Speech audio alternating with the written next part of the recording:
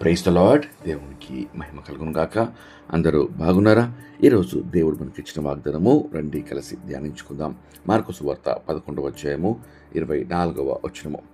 అందుచేత ప్రార్థన చేయనప్పుడు మీరు అడుగుచిన వాటినెల్లను పొంది ఉన్నామని నమ్ముడి, అప్పుడు అవి మీకు కలుగును అని మీతో చెప్పుచున్నాను. ప్రియమైన దేవుని బిడ్డలారా, శ్రేష్టమైన వాగ్దానము. ఈ దినమందు ఒక షరతుతో కూడా దేవుడు ఈ వాగ్దానము అనుగ్రహించాడు.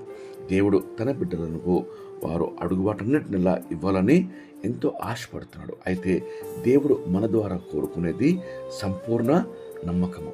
ప్రార్థనలో అడుగు ప్రతి వాటిని మనం పొంది ఉన్నామని దృఢమైన నిశ్చితతో నమ్మాలి.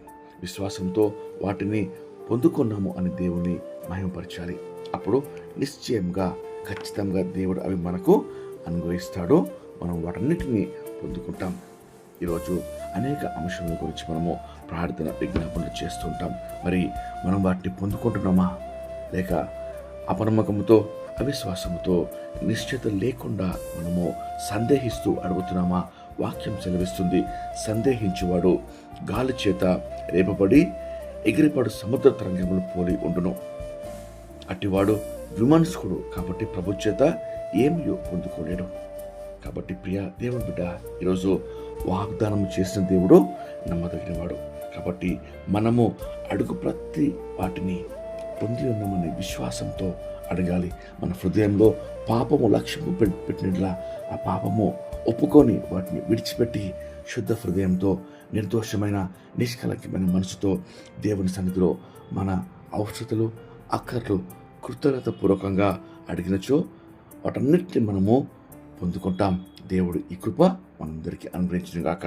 రండి కలిసి ప్రార్థన చేసుకొని ఈ వాగ్దానం పొందుకుందాం. ప్రార్థన. మహాపరిశుద్ధమైన మా ప్రియమైన పరలోకపు తండ్రి, మీరు ఇచ్చిన శ్రేష్టమైన వాగ్దానంకై మీకు స్తోత్రమయ్యా.